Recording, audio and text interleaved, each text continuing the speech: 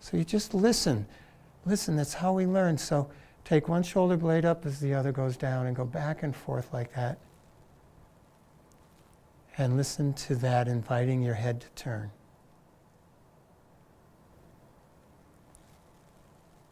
This is, as long as they're in balance with each other and one's not dominating the other, this is very nice, particularly from the mid to the lower neck. But it gets the whole neck and even down into the chest.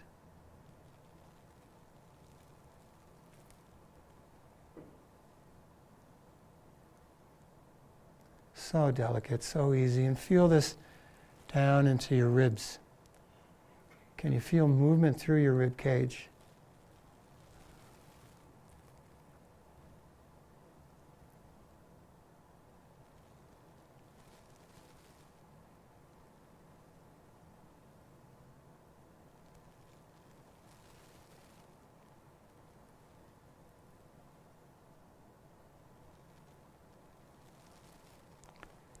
And then set the feet down with your hands out to the side, or if you need a little help from your arms, and then you can put them under the sides of your pelvis, and then just lightly pulse.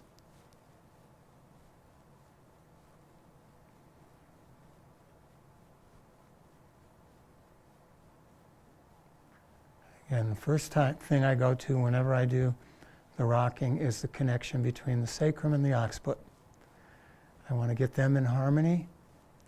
And then everything else, as I've said many times, flows much more effortlessly together.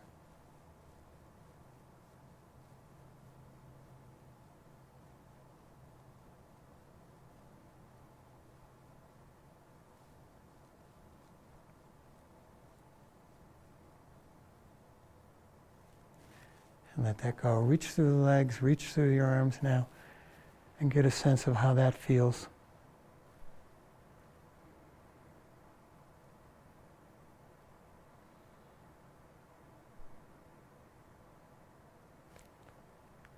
And then take your right hand to your left knee. Take your left hand up onto your upper chest and your left upper inner arm into your side ribs. And then much the same thing we did when we were holding our knees. Draw your right shoulder blade up just a half an inch. Can you already sense the invitation of the head to turn to the left?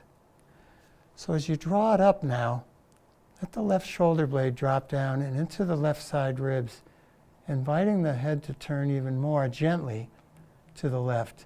And the right side ribs expand out to the right as a counterweight, if you will. And then come back to center. And go back and forth like that. Let the right leg be fairly active enough to stay straightish so that you can stay reaching through that right leg, but not overly gripping it. And let this just gently roll your head side to side, or back to center at least, not to the right so much.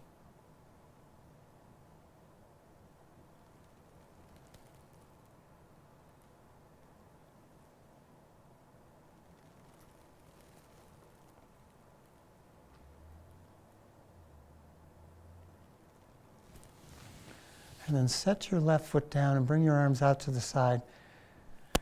Bring your right leg to standing. And let your left leg go long and hold your right leg with your left hand. Take your right hand on your upper chest and your right arm goes into your side ribs. Take your left shoulder blade up towards your ear and your right shoulder blade down. Let that invite your head to very delicately roll to the right. I'm going really slow today because it's a good reminder that although we are sometimes in a hurry, sometimes we think we get into the trap of thinking bigger is better. Bigger is good too, don't get me wrong, and faster. But don't forget the subtleties you learn from going so slow. Left shoulder blade up, right down, and listen to how that turns your head to the right.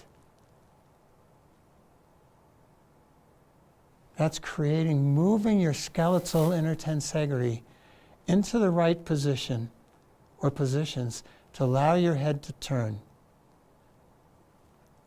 And then go back to center.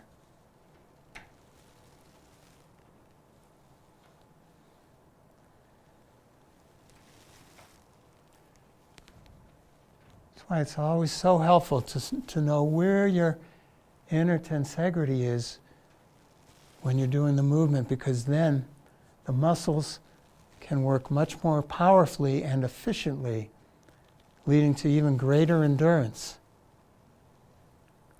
because you don't overuse the action. Not to mention what a powerful effect it has on calming and regulating the nervous system.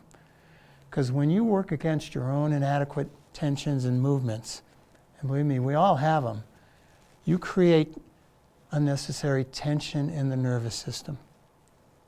And that can lead to all kinds of dysregulated mischief and contribute to other anxieties and fears we have. And then come back down. And again, reach through both legs now and reach your arms back overhead. Let your head release.